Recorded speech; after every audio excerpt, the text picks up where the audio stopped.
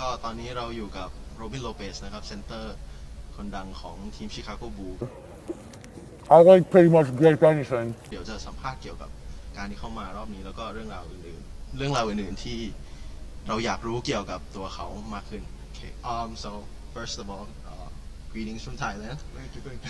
So can you describe a little bit why are you here in Thailand? What are you doing here? What's the program that you're in? Obviously, I love basketball. I love working with kids, and when you put the two together, I'm here to have a lot of fun. Hopefully, teach a lot. I've had some wonderful opportunities growing up to better myself in the game of basketball, and just as a person, I'm hoping I can help out some children here in the same way I was helped. How have the kids in the junior NBA program been this morning so far? How has the atmosphere been? Oh, they've been unbelievably excited, and that's great. That's a contagious environment. I've seen a lot of skilled kids. Obviously, a lot of kids have work to do. Kids all over the world of basketball, they have work to do. But I see a lot of great potential. I know you get these questions a lot, but I just really have to ask from a personal standpoint, and the fans really want to know, what's all your beef with the NBA mascots? I mean, come on. I'm just protecting my teammates. I'm protecting myself. They're a bunch of Johnny loves the spotlights, and I'm just trying to do I'm Joe Dirt Pail, work pail, just trying to do my job. The thing that a lot of fans love about your game is how energetic you are, how you always seem to have fun on the court, and that's what we love. What I want to ask you is, how important it is, do you think, that the sense of enjoying the game it is to succeed in the higher level? I mean, basketball, it's a game. Yeah. And fundamentally, when you boil it down, basketball is a game. So you're out there, you're trying to have fun. People watching, they want to have fun. They want to be entertained. They want to be engrossed. So I think that's really a big part of it. Not to say that there aren't obviously times where I'm out there, this is my job, I'm going to do what I have to win. But there's certainly a balance there to strike. So how did you start falling in love for the game? When did you start playing? How did you get into it? I always watched my older brothers play, and I loved anything my older brothers did. They read comic books, they watched excellent movies they read. I wanted to be like them.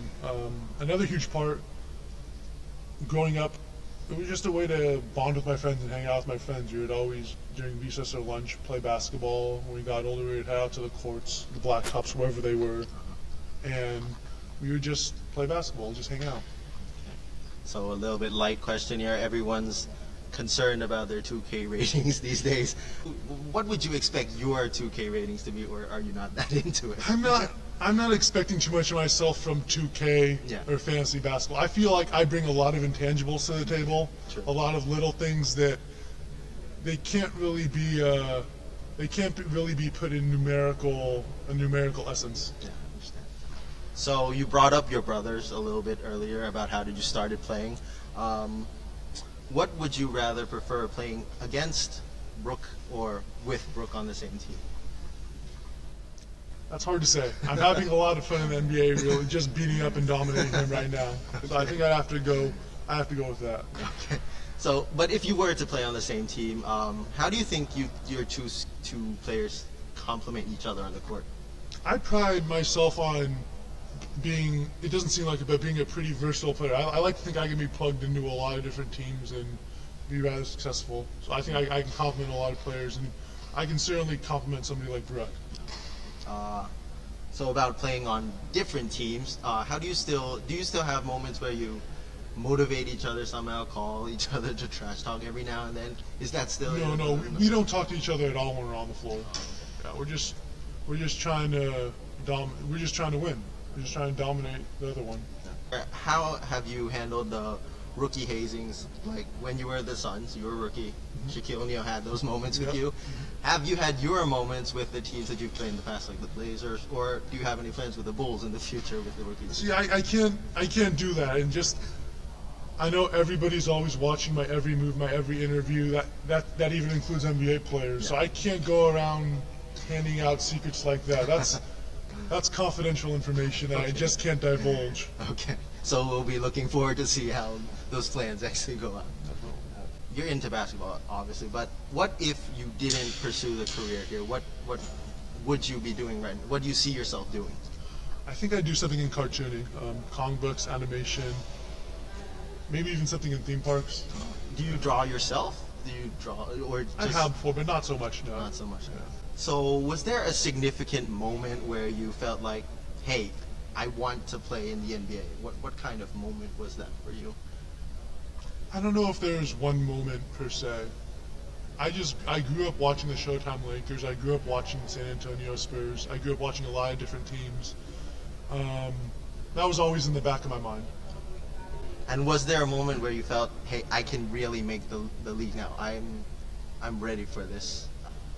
I don't really think there were some moments where I doubted myself, but those are few and far between. I always said confident but humble, I think, and I think that was a great mindset for me to have. I always knew that I needed a lot of work to get there, but that it was plausible. Okay. What are your biggest strengths on the court? What do you value? What skills do you value the most? I try to help out my teammates in any way I can, first and foremost. I start on the defensive end, kind of flow from there. I like cerebral players. I like mental players, guys who know how to play the game. I really respect that. So, what do you feel like a good big man? What skills do you think a big man should have in today's modern game? They got to be a great rebounder on both ends, great at boxing out both ends. I think they got to be a facilitator. They got to be a passer. They got to be wonderful at setting screens. They got to be able to. I think they got to be able to shoot the ball these days. About shooting the ball, a lot of praise has been on your improvement in the mid-range game. With the modern basketball kind of going further away from the basket, has it been difficult to adapt to that trend, or not really, or what have you done to? Here and there. I like to think, once again, it doesn't seem that way. I like to think that I'm a kind of versatile basketball player. I haven't had too much difficulty. I like to think I have a little bit of an understanding of the game. I think that's my biggest thing. Like I said, I respect players who know how to play the game, and if you know basketball, I think you can play whatever scheme, whatever style you want, and you'll be okay. I know a lot of people look at those tall guys and they're like, oh, they're 7-footers, they can play in the NBA. But I just want can you share from your perspective how hard it is exactly to get to that level to be one of the top players in the world? That's tough. I mean, first of all, you're playing against guys your size, obviously. Guys your size who are, at the bare minimum, they're just as skilled as you. You've got to have the right mentality. You definitely have to have the right mentality. You can't take anything for granted. You got to be willing to go out there every day and invest your entire heart in there. And once you actually make it, the effort to stay in the league, the effort to compete with everyone, is that on a different level on making it in there, or how would you say? Completely. The NBA has how many, like 500 plus 500, 400 something players like on the NBA roster, and every year you're at least drafting 60 players. Yeah. So there's an incredible amount of turnover. So it's highly contentious, highly competitive. Okay. Were there any programs like the Junior NBA when you were a kid or something that pushed you into a moment where you really wanted to pursue a career? There were similarities. Different basketball camps, kind of like top 100 camps, top 100 West Coast camps, where you go and you play against the best kids in your area or in the country, and you kind of get an idea of where you stand. You get beat up a little bit, and you kind of start to get the feasibility of you to making the next step, you taking the next step. Yeah. So a couple of more questions. What advice would you give to young Robin Lopez that's just starting to fall in love with basketball? What advice would you give for him in his career in the future? I would say stick to it. Keep playing basketball. Keep having fun. Play against the best basketball players you can wherever they are. For the young kids here who might be looking to make it to the NBA, who want to be the next Robin Lopez in the league, what advice would you have for them to keep on improving even if they're not in an environment like the United States?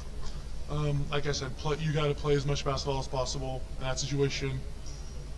Play against the best players. I think in a situation like that, watching basketball and not just with it on as like background music, white noise, but watching, learning the game. I think that's very important.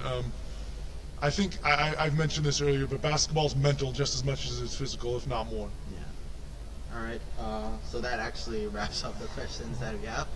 Can you just please greet our fans in Thailand a little bit? Yeah, just greet them. Say hi a little bit. What's up, Thailand? So I'm glad to be here, having fun playing basketball, just shooting the breeze.